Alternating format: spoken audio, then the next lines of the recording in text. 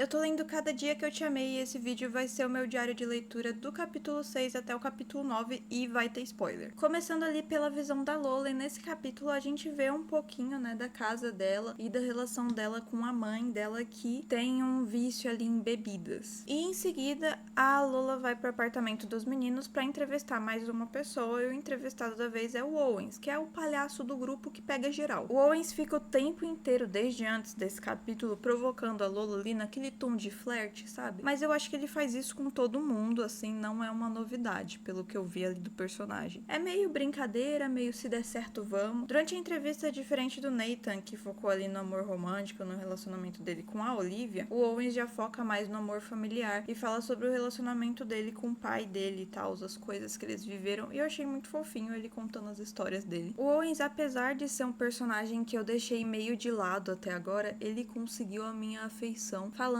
com a Lola sobre as paixões dele, as diversas paixões dele na vida, as coisas que ele gosta de fazer, a paixão por gastronomia, o jeito como ele ama os amigos e a família e não sei o que. Ele me pareceu uma pessoa bem intensa e uma pessoa bem, assim, bacana de se ter por perto. E assim, eu sinto que essa conversa que a Lola teve com o Owens serviu muito pra moldar um pouco ali da visão que ela tem do mundo, porque eles têm uma visão muito contrastante, assim. O Owens é o tipo de pessoa que tá sempre valorizando as pequenas experiências e a Lola me parece ser o tipo de pessoa que acaba deixando isso passar. E quando os dois voltam pra sala, tá lá o Jazz sempre colocando lenha na fogueira e falando que os dois são um casal agora. Enquanto tá todo mundo ali comendo pizza e tentando por algum motivo desconhecido adivinhar o que tem dentro do quarto do Wes. Isso me faz me perguntar como é que o Wes, morando com aquele povo todo, conseguiu impedir todo mundo de sequer olhar pra dentro do quarto dele. Não é nem, tipo, entrar. Não, parece que ninguém nunca nem viu, assim, nem a frestinha da porta, nada. É muita dedicação, viu? Depois de muitos palpites ali que eles têm, né, falando que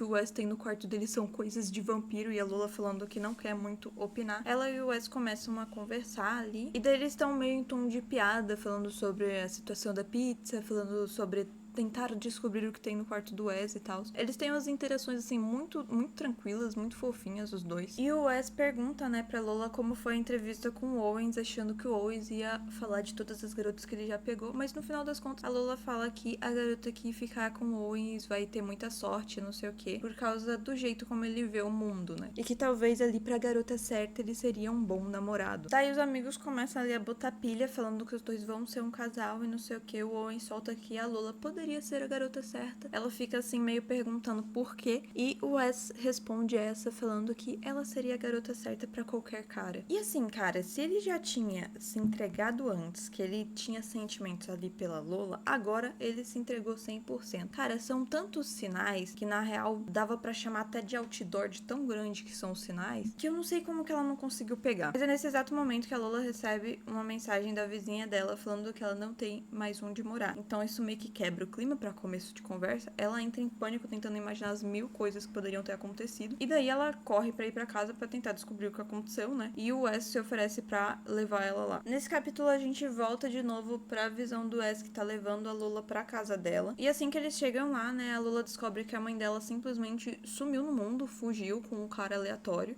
botou todos os móveis que eles tinham no trailer pra vender ou pra doação, sei lá, e separou as poucas coisas da Lola em tipo 2 caixas, deixou uma carta ali pra ela e foi isso. Além dela ter também colocado o trailer pra alugar. E assim, é claro que nessa situação a nossa protagonista já tava ali desabando a chorar e eu fiquei muito curiosa pra ver como que eles iam resolver essa situação, né? Daí os vizinhos da Lola ficam até ali meio preocupados com ela e não sei o que, perguntam se ela tem onde passar a noite e tal. O Wes prontamente responde que ela tem sim. E cara, aí eu já tava esperando o clichê, sabe? O clichê dela ir morar com o Wes ou alguma coisa do tipo. Eu preciso dizer que eu me adiantei e li mais alguns capítulos depois do capítulo 9 e eu já sei que a resposta é não. Mas vamos continuar aqui como se eu não soubesse de nada. No fim das contas, a Lola ela se recusa terminantemente a sair dali, porque na cabeça dela, a mãe dela ainda vai voltar pro trailer, apesar de não ter mais nada lá pra ela ficar ali. E o Wes meio que fica um pouco possesso com essa situação, porque ele fica nervoso nervoso de ver a Lola naquela situação delicada. Então eles meio que discutem ali, mas a Lola bate o pé, não vai sair dali de jeito nenhum. E daí o Wes também não vai deixar ela ali sozinha, então ele simplesmente pega ela igual um saco de batata e leva ela pro carro. Daí eles passam a noite no carro, na frente do trailer. Então a gente vê o que estava escrito ali na carta da mãe da Lola, que é basicamente ela falando que ela precisa se cuidar, ela precisa procurar ajuda e tal. E ela não vai conseguir fazer isso enquanto estiver cuidando da Lola. Então ela decidiu que ela vai abandonar a garota, é isso. E daí na carta ela basicamente manda a Lola viver a vida dela, que talvez ela volte, mas não sabe quando e tal. E fala pra ela desencanar da situação ali e,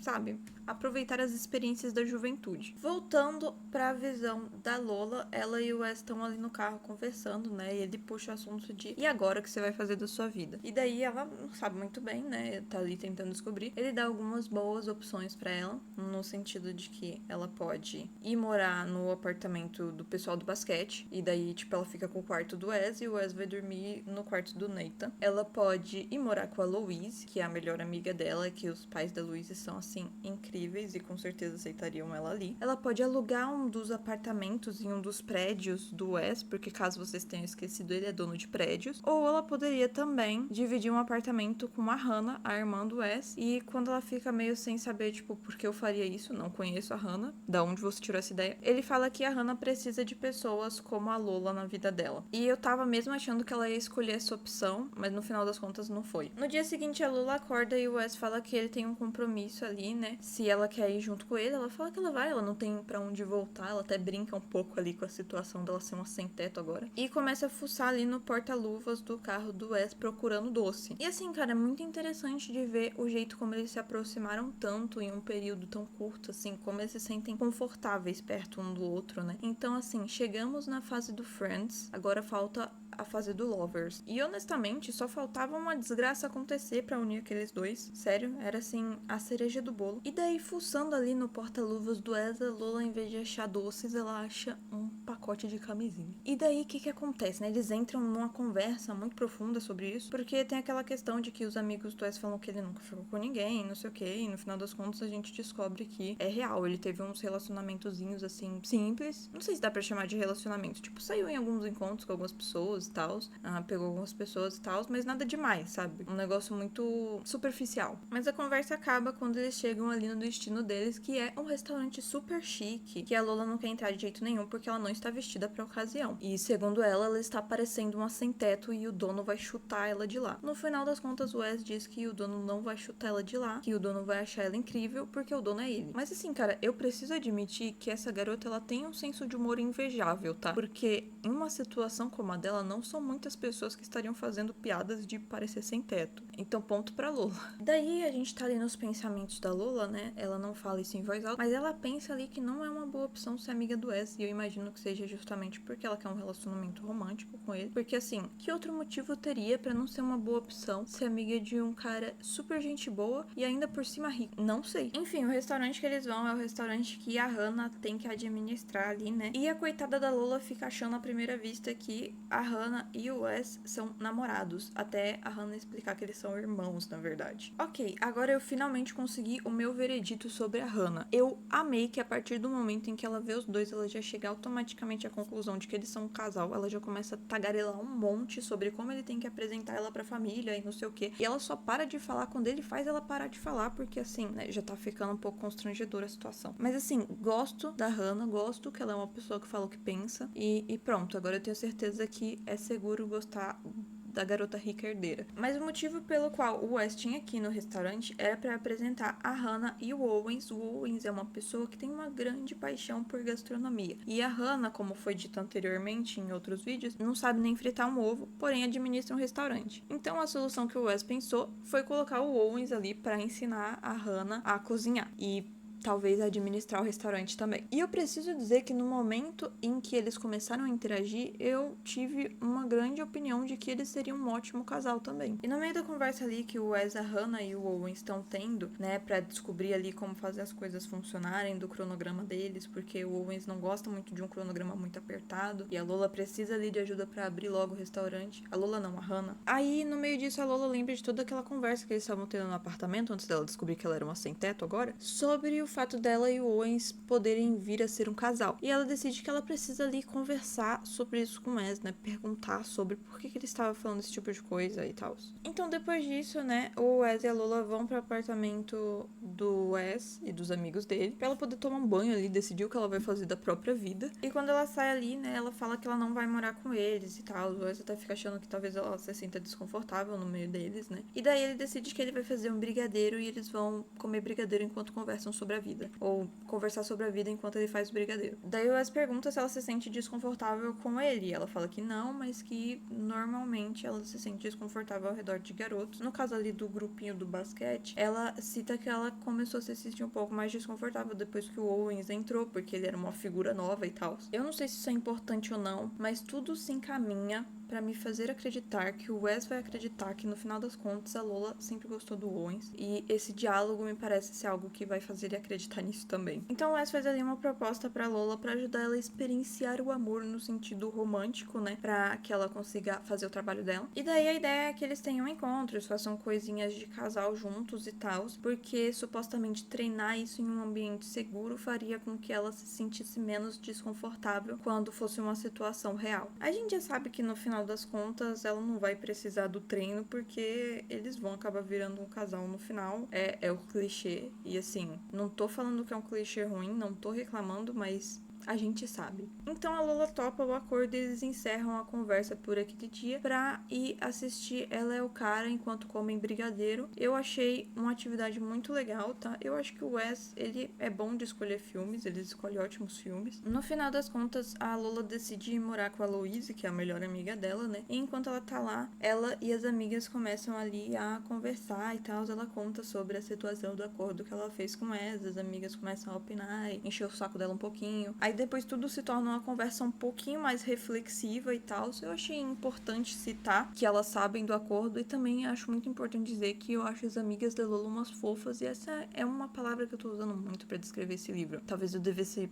descobrir novas palavras. E também, né, a Lola aproveitou ali pra fazer mais uma tela dela sobre o trabalho sobre o amor, dessa vez com a visão da Louise e da Olivia sobre o assunto. E é nesse momento que a Lola manda uma mensagem ali pro Jess, né, falando que ela já tá no final do trabalho e perguntando se ela pode fazer a entrevista dele. E ele responde exatamente isso aqui. Você sabia que o Wes é rico e dono de um restaurante extremamente famoso na cidade? Todos estamos aqui vendo Owens ensinar uma menina a fritar ovo. Se você não sabia, não foi eu que te contei. Então a Lola vai pro restaurante. Quando ela chega lá, ela descobre que o Owens convidou todos os amigos do time de basquete pra fazer graça, entendeu? Com a situação. E o Wes pergunta pra ela se ela gostaria que o Owens tivesse chamado ela ali. E ela fala que não, que eles não são tão próximos assim pra ele chamar ela e tal. Bem estadunidense isso, porque aqui no Brasil, pra você chamar alguém pra fazer alguma coisa, é só você saber o nome da pessoa. Enquanto isso, ela pensa que ela gostaria que o Wes tivesse convidado ela, obviamente, né? E fala que o Jess chamou ela pra fazer a entrevista dele. Então o Wes chama a Lola pra fazer um tour ali pelo restaurante. Eles conversam sobre a situação da mãe da Lola e tal. Ele pergunta se tá tudo bem. E na primeira oportunidade que ela tem, ela muda de assunto perguntando o que mais tem de interessante ali no restaurante. O Wes prontamente responde que talvez o cozinheiro e a briga incessante que ele tem com a Hannah, porque aparentemente, enquanto a Hannah odeia receber ordens, o Owens